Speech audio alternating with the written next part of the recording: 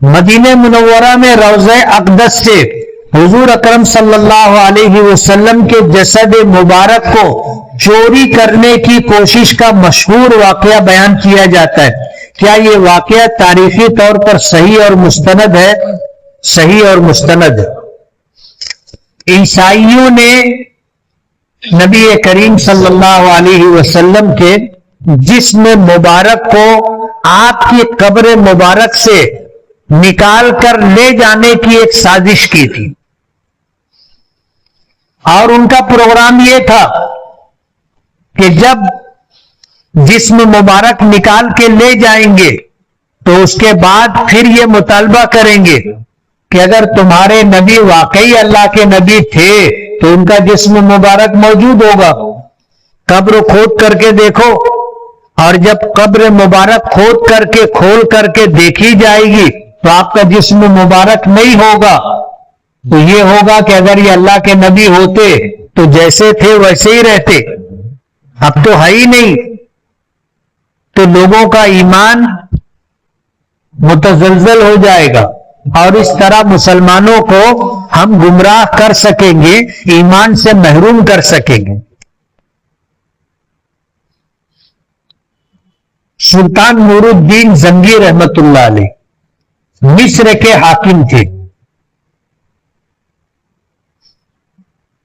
عیسائیوں نے دو لوگوں کو مسلمانوں کے بھیس میں مدینہ منورہ بھیجا کہ تم جاؤ اور یہ کام کرو، مسلمانوں کے نبی حضرت محمد صلی اللہ علیہ وسلم کے جسم مبارک کو ان کی قبر سے نکال کر کے لاؤ. یہ لوگ آئے مدینہ منورہ، اور مدینہ منورہ آ کر کے انہوں نے وہاں پر مکان لیا اور رہنے لگے، اور اہل مدینہ کو یہ جھانسا دیا کہ یہ اللہ کے ولی ہیں، سچے پکے مسلمان ہیں، رات بھر اللہ کی عبادت کرتے اور دن بھر آرام کرتے.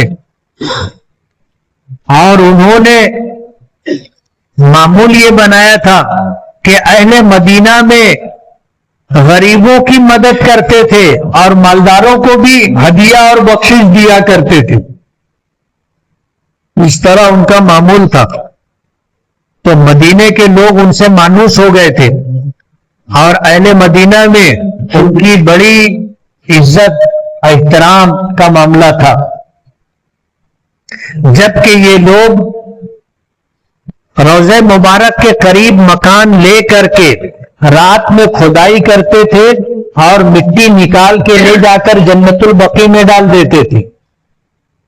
جب یہ کھودتے کھودتے سرنگ بناتے بناتے قبر مبارک کے قریب پہنچ گئے تو حضور پاک صلی اللہ علیہ وسلم نے خواب میں آ کر سلطان نور الدین زنگی رحمت اللہ علیہ کو اس بات کی اطلاع دی، اور ان دونوں کی تصویر بتائی کہ مجھے ان دونوں سے بچاؤ.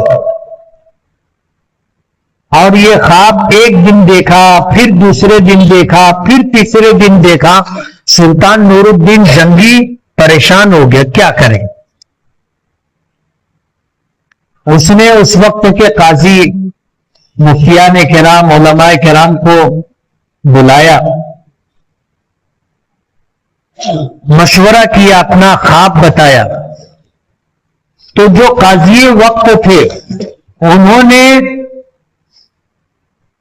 تنہائی میں یہ بات بتائی کہ میں نے بھی یہ خواب دیکھا ہے. اب پریشان ہو گئے، کیا کرنا چاہیے. اسی وقت سفر کا پروگرام بنا اور سلطان نور الدین زنگی مصر سے چل کر کے مدینہ منورہ اور آ کر کے وہاں انہوں نے اعلان کیا کہ تمام اہل مدینہ کی دعوت، اور انتظام ایسا کیا کہ ایک طرف سے لوگ آئیں اور دوسری طرف سے نکلیں، اور ایک دروازے پر سلطان نور الدین زنگی خود کھڑے رہے، ہر آنے والے کو غور سے دیکھتے تھے. حضور نے جو شبیہ، جو تصویر بتائی تھی دیکھتے رہے. सारे मदीने के लोग आए, खाना खा करके अपना हदिया, अपना तोहफा ले करके गए, लेकिन वो दोनों शक्ल नजर नहीं आई। तो फिर मालूम किया कोई बाकी तो नहीं रह गया है। तो बताया गया कि कोई बाकी नहीं है, लेकिन जब तहकीक की गई तो यह बात सामने आई, कुछ लोगों ने बताया कि भाई 2 लोग रह गए हैं जो बड़े दीनदार, बड़े मुत्तकी, बड़े परहेजगार और अहले मदीना की बड़ी खिदमत करने वाले, वो कहीं आते जाते नहीं है। तो सुल्तान नूरुद्दीन जंगी ने कहा कि वो नहीं आते तो मुझे लेके चलो उनके पास, मैं चलता हूं, मैं उनसे मुलाकात करूंगा, मेरी तरफ से दावत है तो खाना उनके घर पहुंचा देते।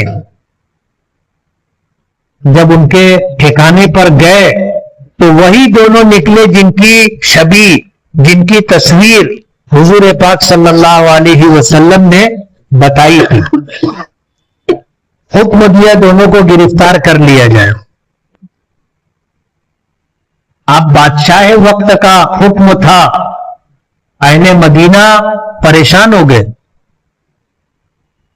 और कहने लगे कि ये बड़े अच्छे लोग हैं, इनसे हमको कोई तकलीफ नहीं, ये किसी के लेने देने में नहीं रहते, ये अपने ठिकाने से निकलते भी नहीं है, रात भर अल्लाह की इबादत करते हैं और दिन में आराम करते।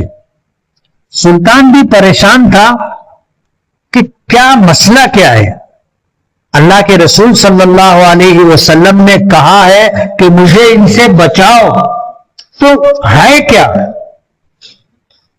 बहुत तहकीक की गई, आखिर में फिर ये हुआ कि भाई अब जो बिछाई है जमीन पर ये उठा के देखा जाए। अब वहां से जो है चटाई हटाई गई, नीचे जो दरी बिछी हुई थी वो हटाई गई, तो फिर नीचे लकड़ी का तख्ता था वो हटाया गया, तो देखा कि वहां तो गड़ा है। अब जब रोशनी लेकर गड्ढे में उतरे तो देखा कि वहां से एक रास्ता है जो कब्र मुबारक की तरफ गया है, रोज़े मुबारक की तरफ गया है। जब उसमें जिम्मेदार लोग गए तो इतने करीब पहुंच चुके थे कि एक पैर नजर आने लगा था।